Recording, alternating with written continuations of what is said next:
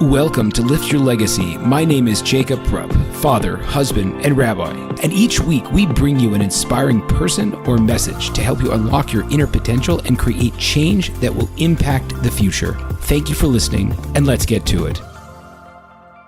So this will be one of the more unique interviews that I've ever done. An interview with Martha Krejci and her daughter Nora, who is 4 years old. Now, Martha is an accomplished business coach, consultant, and has a marketing business, but she recently started coaching her daughter into building a successful MLM company. And trust me, when you hear the numbers, it's very successful. And she's 4 years old, which is absolutely crazy. So we delve into a bunch of different topics, some about, the nuts and bolts of coaching and how do you, kind of look through an industry and figure out what you're supposed to offer, but also more fundamentals about how you go into business with your family, some of the misconceptions about business and about education and the role that education has in life success, and why you would want to mentor your 4-year-old. Why start at 4 to have your 4-year-old become a successful businesswoman. So I'm sure you'll like it. Nora's very, very cute, and we will we'll enjoy the entire experience together. Great. I am so excited. I'm here with Martha and her 4-year-old daughter, Nora. Where did Dina come from? I'm sorry. Try it one more time. I'm so excited. I'm here with Martha and her 4-year-old daughter, Nora. How are you guys today? Oh, we're good. How are you, baby? Great. Okay. So Martha, tell us a little bit about how you got started and then, the exciting part is that you now have one of your youngest clients potentially who you're doing business coaching for, your 4-year-old daughter. So how did you get to where you are today? Yeah. Well, how I got, hang on, we have to get a sticker. How I got started was I used to work for GoDaddy for a long time, for a little over 5 years, and you gotta be quiet, baby bear. So I worked for GoDaddy for a little over 5 years, and then I basically took that knowledge and started my own agency. And then from that, I was able to start working with businesses all over the world and see their pain points and really, sort of, it's just the journey. You think you're going to do one thing and you end up doing another. And it's just what I enjoy is coaching in business more than anything right now. Okay. So at what point, when you're looking, and it's just a question I like to ask all coaches, when you're looking at a potential client, what are some of the problems that most inspire you to be like, okay, great, I can totally help you with that? Oh, yeah, that's a really good question. So the thing that I often help with the most is having multiple things that people can offer. Because usually whenever they come to the marketplace, they think of one thing and they think, I just want to do this one thing. But from the perspective of the clients or the future customers of theirs, there's probably multiple levels that they actually need to be helped on. And that person can help on all of these levels, but they just don't think about those things. So it's really sort of diversifying those income streams, but then not just from an income perspective, but also from being able to serve, serving people where they're needed. That's amazing. So, and how did that stem? Was that something that you developed kind of on your own after GoDaddy? Was that recognizing within GoDaddy? Is that something that they kind of built into you when you were there, or that whole perspective? How does that work? It really came after. It was, whenever I say it was part of the journey, it was just it came out of necessity, and I realized that so many businesses don't really cater to all of the people that they could. And then, whenever you see something that's missing, that's such a glaring, huge hole in the market, then you're like, well, gosh, you guys should be filling this. So that it wasn't really nurtured by GoDaddy or anything. What was nurtured by GoDaddy was more the tech side of stuff. So the ones and zeros, like the how-to on the tech side of things. But whenever it came to, actual coaching, that was just more being in it and dealing with the clients every day. So that's an amazing concept, because I think that there is such a desire for people to go out and to share their expertise with others in the world. But then there's that fear of like, well, I don't necessarily have, the credibility perhaps, or I don't have the success in this specific, niche of the industry. And you're saying that really it develops as you go. Right. Yeah, absolutely. I'm sorry, go ahead. No. So I was curious, if as someone that works with a broad profile of different companies in different locations, what do you feel like you have to know about a specific industry before you feel comfortable? Or are there basic similarities that are across the board that you could just kind of plug in? There are basic similarities. It's crazy.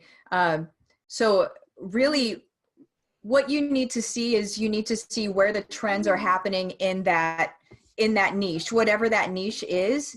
We need to see where the leaders are and if they are still trending up. So who are the leaders in that industry? Are they still trending up, or is there somebody that is an underdog starting to trend up? And then paying attention to, okay, what are they doing to serve, right? And being able to not duplicate, not copy what they're doing, but do it in your own way, in your own style, in your own fashion, because obviously that's what the market is responding to. So that's great. Can we do a little bit? And we're gonna get you and your daughter here in 1 second. But can we do that? Let's pick a random industry. Let's say we're doing the health coaching industry, or something like this, the self-help industry, whatever you might want to say. So you have like a couple of 800-pound gorillas out there, Tony Robbins, Lewis Howes, are doing fantastic. So for a coach that's going and they want to help a specific, I don't know what it is, it's a specific demographic, or like they want to get started, what kind of things should they be looking at? And how do they figure out who the up and coming, trending person is, kind of a thing? Yeah. So what I would do in that case is I would think about who you went to, because any sort of health and wellness person has their own person that they were following in the first place. See what they're doing, see what that actual person is doing. But then also in this case specifically, I would look at your audience and at your dream client and who you want to be working with, because somebody could look at a Grant Cardone, right? And then a Tony Robbins, and you're kind of in the same place, but then you're like massively different also, right? And the audience is massively, like one is very dude bro and one could be women or men, right? Quite frankly, with Tony Robbins. But that's what I would think about, is who they are inspired to work with. So if they've already had some clients that they have just vibed with on a very high level, and those clients have already, sent other people to them and have really talked about them in a good way, then you're going to want more of those clients involved, right? So then you're going to look more for, okay, so who are these people? Who are they following in relationship to who I dig also? And then that's where you're going to look at your trajectories. Okay. And then you're trying to find, so it's not just about seeing who's successful in the niche, but also trying to find someone that's up and coming, if you, in that sense, I guess. That's what you're saying. Yes, absolutely. Absolutely. Okay. Well, I mean, as long as they're getting traction, right? Right. And then you try to model. Everybody claims to be an up and comer. Right, for sure. And then you try to model the services that you offer based on the same general types of offerings that these people are doing. Exactly. If they're working, if you can see the traction. That's the other thing that's kind of the slippery slope, is everybody, if you look at internet marketing, period, right now, everybody is standing in front of a Rolls Royce. Everybody is saying, oh, I'm making all of this money and whatever, right? How much of that is true?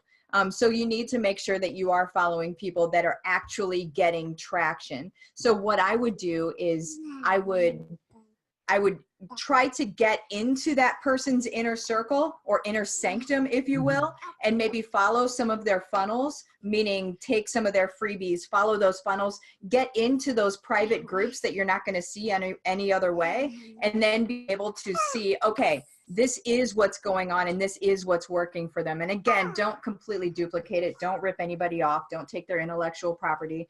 But if you can take inspiration from it, then that's what the marketplace is looking for, is that sort of help. So that's what I would take inspiration from.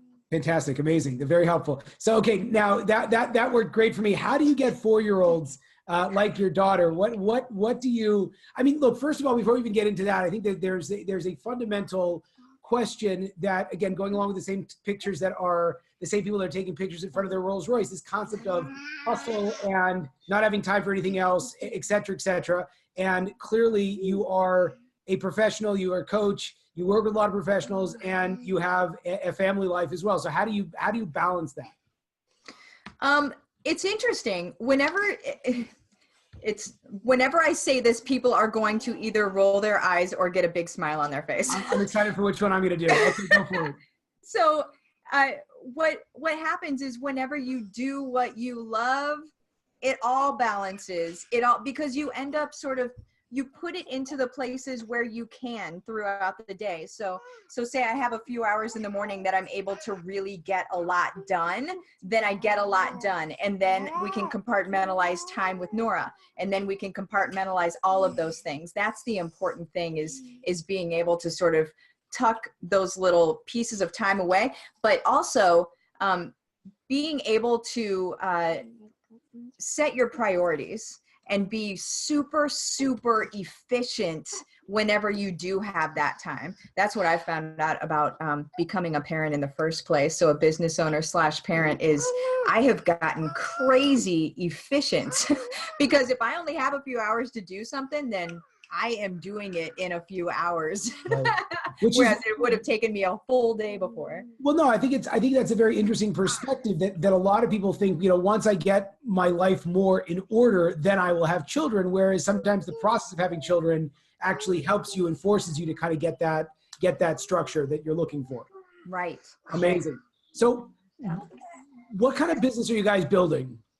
What's that? What kind of business are you and Nora building together? Here, you're being asked a question, baby. Let's get this back in that little ear. Hi, Nora. How are you? He asked what kind of business we're building, baby. What kind of a business are you going to build? I have an oil business. Yeah, she has an oil business. So what we're building for her is basically, I've sort of taken the MLM model, okay, and turned it on its head. So I am kind of like above Nora, and then we set her up as a leg. And then when she turns 16, she's going to automatically have all of this income and downline from her. Yeah. So I'm building it out for her, and she's doing YouTube videos. She's doing Facebook stuff. We do all sorts of stuff. For an oil company? Yeah. For Young Living. Yeah. Okay. So tell me a little bit about this and what, this is awesome. All right, great. I'm going to show my kids this because it sounds great. So what is it? And how does Nora do your social media component for you? Yeah. Well, she's just straight up entertaining. Is how she does that. But so how we do it is it's, like I said, it's Young Living. It's oils, which she has always liked. There's this story skin oil. I'm thinking like oil under the ground. I see you guys like up mining. Oh no, like essential oils. Okay, gotcha. Essential oils. Okay, like, great. Wait, she's in the oil business. I'm like, wow, that's intense. Like, do you have like a smaller hard hat she has to wear when you guys go on rigs? That's hilarious. Yeah, no, it's essential oils and supplements and that sort of thing. And we lead with a nutrition supplement that has a bunch of antioxidants that she calls unicorn juice. So that's how we do the whole social media side of everything. We always talk about unicorn juice, and then people want to know about it, and the rest is history. Was the goal to build something that is when you're bringing your daughter into this kind of a thing? What are you thinking? What is, in the best case scenario, what's the end goal of what she's going to get out of the experience? Yeah, that's a great question. So the end goal of what she's going to get out of the experience is safety and security, which is something that we can't promise our kids in any other capacity, I don't think. So there was college, there was a while ago, in maybe the 50s or 60s, there was safety and security in our job market, and anymore loyalty really isn't a thing like where people just, where they hang on to, the people that work for them, and that sort of loyalty, employer-employee loyalty doesn't really exist anymore. That security is pretty much gone. So my entire goal is to make sure that Nora is taken care of any way we slice it. Because I was concerned for a little while, because I was like, well, I don't want her to have to take on a coaching and marketing company, because what if that isn't her thing? That's like the whole, I have to take over the family business, but hates it, right? That I didn't want to do. So we jumped into something that she already liked. She already liked essential oils. She always asked for them whenever she was a kid. How long ago is this whole thing? When did this start? No joke. We started it 3 months ago. Wow. 3 months ago. Yeah. Wow. And she's already making like, can I say how much she's making? She's making Please. like $3,000 a month right now. Are you serious? So it gets turned over to her when she's 16, and she'll be good. She'll be That's good. crazy. How did you? So it's a shocking idea. So now let's break a couple of different things down. One number one is, a lot of times when you think about, a 4-year-old selling, you think, well, how is she going to sell? Like, how do you pick the clients that she ends up having? Because most 4-year-olds do not have that kind of a cash flow that are able to buy products. So let's start with that. How did you structure that? Yeah. So really it's the moms. It's the moms that we're talking to. And she's kind of talking to their kids, but kind of talking to the moms. We have a YouTube channel set up that has her unboxing different oils and stuff, but then it also has her opening, some blind bag toys and those toy channels that do so well, right? So we have those sorts of draws as well. But then it's more or less speaking to the moms through the post. So I'll take a picture of Nora drinking the juice, because she literally steals my juice from me. So how often do kids take nutritional supplements? Right. So there's that sort of thing. And then I just put out a curiosity post talking about, I don't know, like not too long ago, she was really sick, and then she drank a bunch of this nutritional supplement, and then she was better the next day. Like, it's that sort of, don't have the flu for 2 weeks. You can actually just feel better in a day or so. But that's the kind of thing. Oh, I'm going to get help here. So that's the kind of thing that, no, baby, that's the kind of thing that we talk about. So, and that's how she helps, is by doing videos. Whenever we do videos, they're usually much shorter than, say, this interview, because you can see we're losing her. But so the videos will usually be like 3 minutes or something, and you'll just hear her open a toy. So what advice could you give to parents? I'm thinking, I have 4 children, and my 11-year-old is a budding YouTube star and very excited about that. What advice could you give to parents that want to set their kids up in such a way that you have? And also, like, how do you guys not get on each other's nerves and stuff like that? I think that's impossible. Okay, That's just, as long as it's out there. No, because it's a crazy thing, because you think to yourself, it's like, parenting is one thing, and then you think about like bringing the kid into the family business. Well, in the conventional sense of that, you have the kid graduates college or gets a master's degree, then he comes into the business. Here you're working with a 4-year-old. Like, how do you navigate that? Yeah.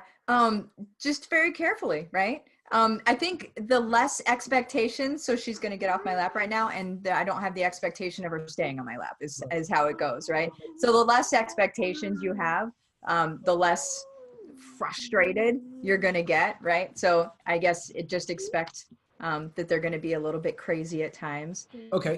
Which is super important, which I think a lot of people are upset when their kids are kids and don't let their kids be kids. And then, because what you're saying is it's so, in a way, so unconventional, because, most people will go to college and then have no idea how they're going to make money. You're trying to turn it around the other way so that your daughter can go to college if she wants, but that she doesn't look at college as some magical way of making income, because we know that it doesn't really do that for most people. That's right. That's right. That's exactly right. So what I would suggest, to answer your other question before, what I would suggest to parents is find something. First of all, you have to get past that MLM gross feeling, right? I think we all have that. I am not an MLM person, and I did not see myself doing this at all, right? Like, I build businesses. Like, I was like, an MLM, this is totally not me. Right. When do you think that, I mean, is there, I also feel that way in this to a certain extent. And I am also part of, I think, 2 companies. No. How do you get, is it just something you get over, or it's like selling to friends and family? And I talk to people about this all the time, and the people are like, oh, I don't want to do that. I'm like, come on, like, what do you think any business is? You go out, you try to get customers, like, so like, how do you get over that? And then what's the next step?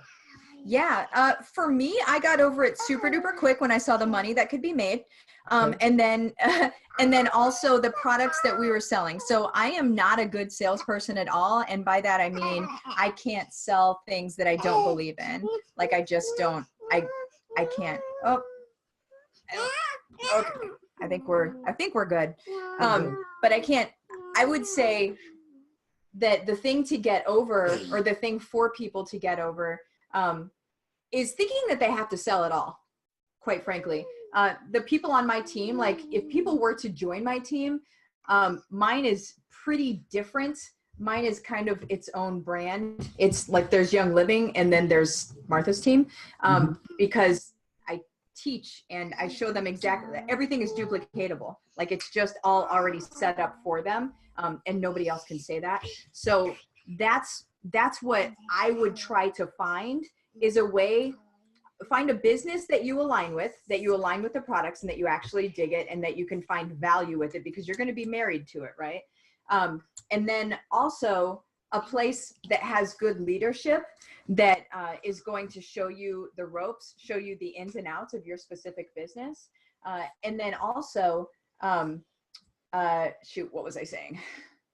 So the ins and outs of the business, there was something else I meant to say. You have a product that you have get over the MLM. You have a product that you like. You have a business that has good leadership that is able to push you through it. And I think that's a very important thing, is because a lot of times when you go into it, again, you know, the ability to make money is everywhere. And it's oftentimes very frustrating, because you can see people that are making money. It doesn't matter what color, creed, gender, education, there you will always find an exception.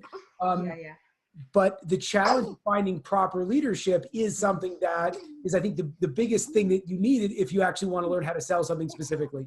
How did you find that for yourself? Is that something that you had in your hierarchy in the MLM, or was it just kind of like taking your other skills over? Like, how did you do that?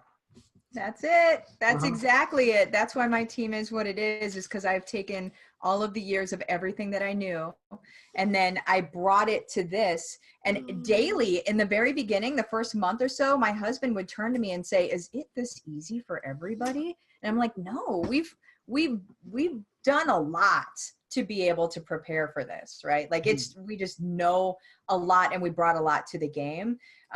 What my other thing that I was going to say earlier is to learn to sell without selling. So to learn how to put out a good curiosity post that has people ask you questions about the product, because that is a different playing field altogether than, say, a cold message or something like that. Like, we don't do cold messages because I don't like them. I tell them not to do them.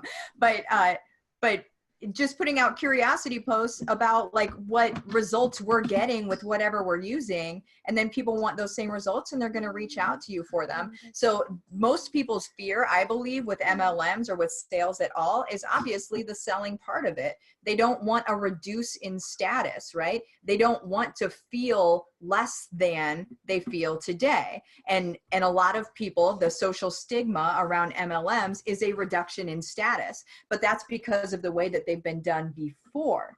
So that's where we can always change the trajectory. You're saying done before because of it comes across as cheesy, or just that there is a, as much as, and again, I don't know to what extent this mindset is changing or how much the culture is going to change, but you know, that the person that's out hustling when they're, you know, I don't know, not 19 years old, there's a certain stigma like, oh, by the time you're 30, you should have your corporate office somewhere and everything like that. Whereas you know, for a person that's like trying to, whatever, like trying to just start a business, that there is a certain level of knocking off of, I guess, your status. Is that sort of what you're saying? That it's difficult to overcome that? Yeah.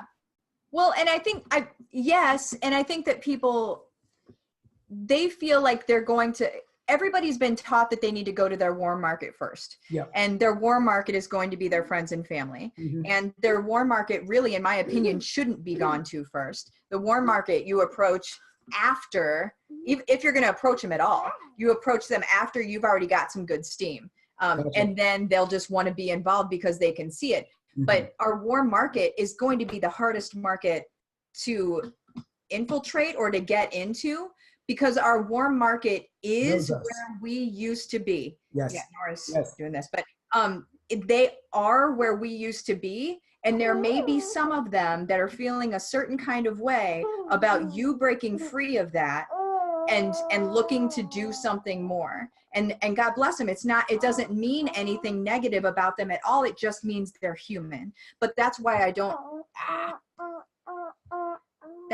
believe that we should, baby, can I pick you up real quick, please? Come on, sugar. Okay. Oh, we're getting this earbud out. We need to, there we go. There we go. We're good. But that's where that status decrease happens, is that people feel like they have to make themselves smaller in front of their friends and family, because that is what has happened. Oh man, we're getting crazy. Hey, Nora. Okay. Can you pop over there, please? Just because we're getting, you're okay, baby, you're okay, but you need to pop over there, okay? Oh, can you be good, babe? Can you just sit here and sit still? Thank you. Okay, we're good. My kids would have knocked my computer off the stand, or just be watching YouTube videos, and we wouldn't be able to have it. So it's very impressive. Okay, so I would. Okay, so let's. I guess one other question before I ask how people can find you and follow you and follow Nora's amazing work that she's doing also, is how do you look and budget your time? Because you have multiple businesses, you are also married, you are also a mother, you have other clients, and then you also have a successful MLM business. So like, how do you do it? Yeah. Well, I don't think about it too much. That's probably the strangest answer ever. I do what needs to be done right now. There's a list at the beginning of the day that is always going to be, this is front burner stuff. This is mid burner. This doesn't need to be thought about for a couple of weeks, but I do need to remember it. So like, those are the lists. And then I make sure those front burner things happen. And then the mid burner, we either start on them. It's really, that's how it goes, is the priority system. Just learning how to prioritize. Yeah, exactly. That's amazing. And also what makes money today. I mean, as a business owner, what brings in money today is always going to be front burner stuff. What does your husband do? Is he also an entrepreneur, or how does that work? He's in our, so we have a marketing business also. So he's, really? Cause why not? Right. Yeah. Right. May as well throw something else in there. Right. That's what we started with when I first left GoDaddy. That's what I started with, was the marketing business, and that's you two started together. You already married at that point. You guys started. You went as business partners. You got it. You got it. So how did that work? How did that work for you? I'm saying, because it's interesting, because a lot of people, I mean, navigating a relationship with your spouse in business is not necessarily the easiest thing for some people. Was that ever a challenge also, or you just always knew that your family was going to be a money-making machine? Well, we have gone to therapy. So I definitely, I'm a huge proponent for therapy, whether you've got a good relationship or a great relationship, or if you're on the rocks, any way you slice it, everybody needs it, I think. But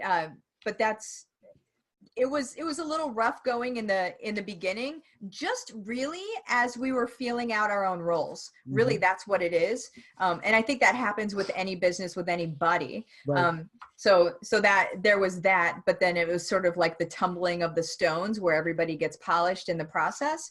And now we're golden. We both know our lane. I stay in my lane. He does video production. He does graphic design. He makes the things pretty. And then I do like the this stuff, I do the public stuff, I do the ones and zeros on the back end of a website, like and those are our lanes. That's what we do. Amazing. Okay, Martha, how do people find out more about you and more about Nora's products? Oh man. Well, theoilygang.com is the website, and they can find that also on Instagram, on Facebook. That's our stuff. My own personal Facebook is going to be Martha Krejci, the Tribe Finder. That's like my coaching handle, I guess is what you would call it.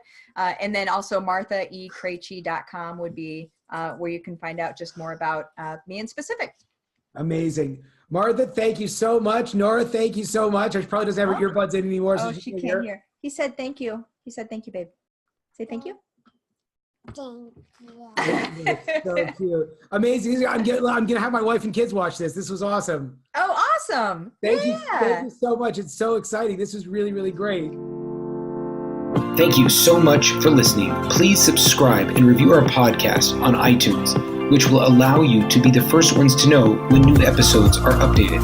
Also, please visit our website at ojchamber.com. And if you aren't yet a member, please make sure to sign up. Membership is free. Thank you so much, and speak to you soon.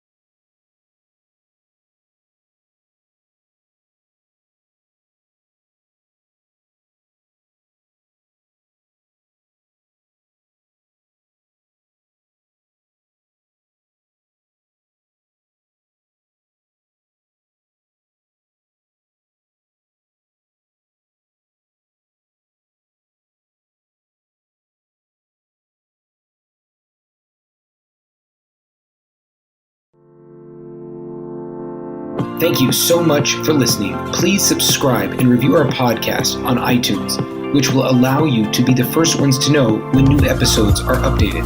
Also, please visit our website at ojchamber.com. And if you aren't yet a member, please make sure to sign up. Membership is free. Thank you so much, and speak to you soon.